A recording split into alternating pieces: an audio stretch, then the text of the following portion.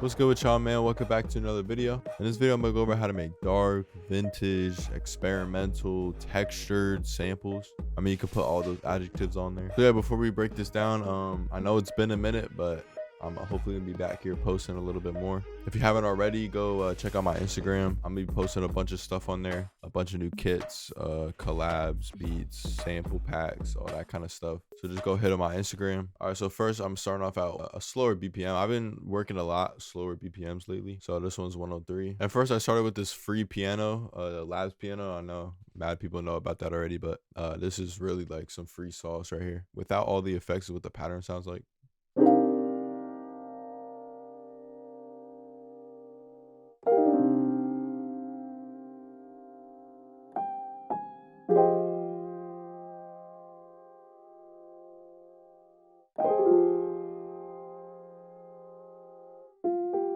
So this might look a little complicated, but all this is a C minor 11th and then a F minor 11th. And all I did was just take the second last note of the chord and then just put it down an octave. This gives it a little more tension and a little bit different voicing that I wanted. And then for this one, I just strummed it the opposite way. And then I made it a little strummed out more. So I just manually came in here and then just adjusted the notes. And like I said, this is just a F minor 11th chord. And then I just added 2 notes to transition into this F minor 11th chord.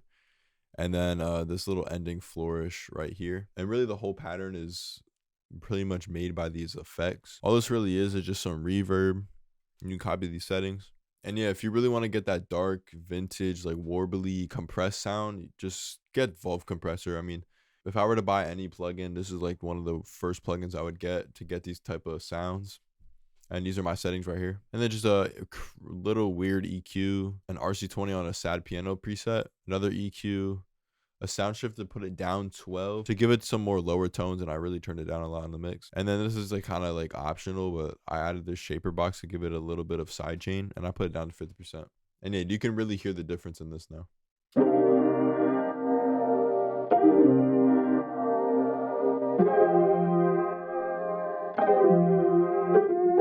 Next thing I added was this guitar from Ample Guitar M.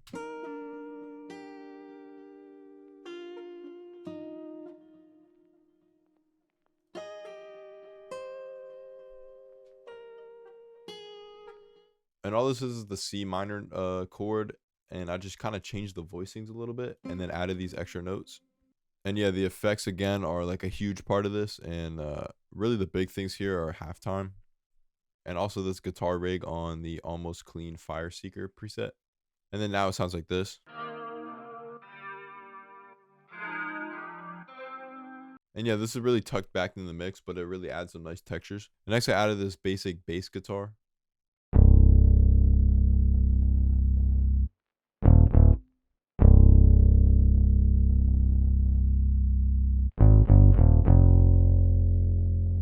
And yeah, you guys get the idea. This is just following the root notes and just some passing notes in between. And adding these passing notes really give it some more movement and really kind of make this darker, more vintage, old sounding feel.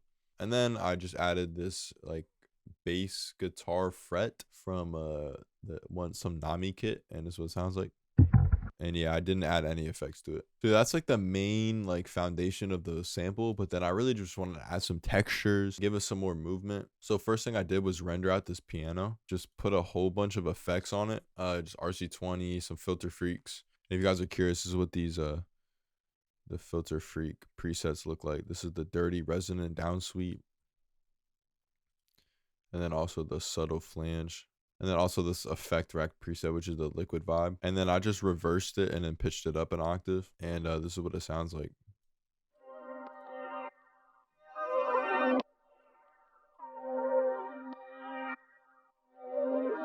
And then I also added these other accents. It's basically just rendering out this piano. I don't really know why I did this.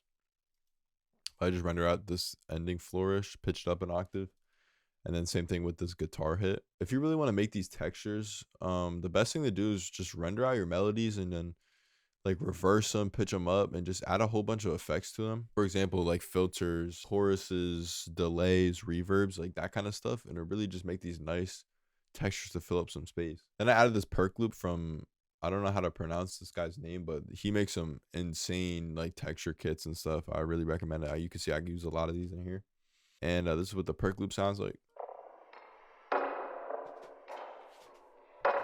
And all I did with the perk loop was just put some reverb on it and then cut out some stuff I didn't want in it. Then for these little accent textures, these are also from that same kit I was talking about. And for all of these, I'm pretty sure all I did was run these through EQ, a vintage verb, a delay, a pan man just going left and right the whole time, and then a love filter. I think this is like just the default preset. And yeah, this is what all these textures sound like. And yeah, like I said, I just like time stretched these and pitched them to fit the key, and this is what all these textures sound like.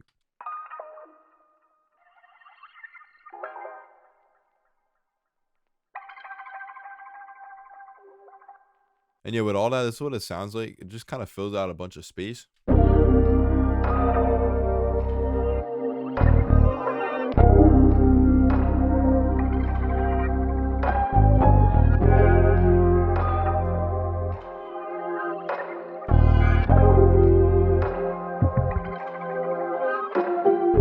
Yeah, it really just fills out some space.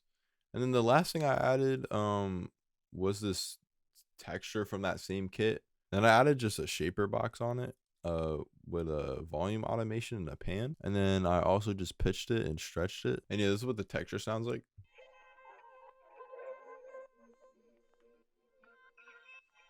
And yeah, I knew I needed one more element just to kind of tie it all together.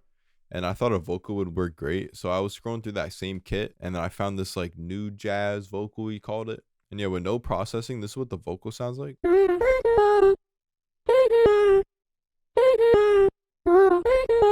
Pretty much what I did was reversed it and then time stretched it, obviously. And then the real sauce is from this vocal chain here. I'm gonna be spilling all of my secrets. All my secrets are spilled right now. I use this vocal like processing chain a lot when I record my own vocals or just want to make vocals a little more darker. And it starts off with this simple EQ, and this is really the real sauce right here, this altar boy. I just put the formant down -4.5 just to give it a little bit of a lower tone, but keep that same pitch. I added this compressor, flanges, these are all free plugins, and an RC20 on the Vinyl 3 preset, a simple reverb. You can copy all these settings down. EQ boosting a little bit of the high mids, a chorus. I don't know what preset this is on. Shaper box again, just to give it a little bit of sidechain, and then a final EQ cutting out all these like bassy frequencies and cutting down a lot of these highs. Yeah, and with all that, this is what the vocal sounds like.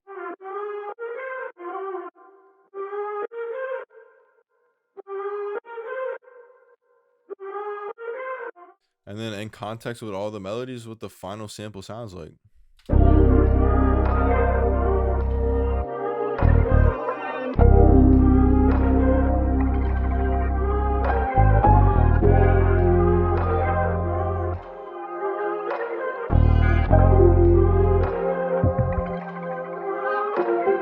And yeah, that's pretty much it for the video. I hope you guys enjoyed this little breakdown. Like I said before, I want to start making these videos a lot more and doing a lot of different types of videos. If you want to find out more what I'm doing, head over to my Instagram at prodbyeville and you tap in with me over there.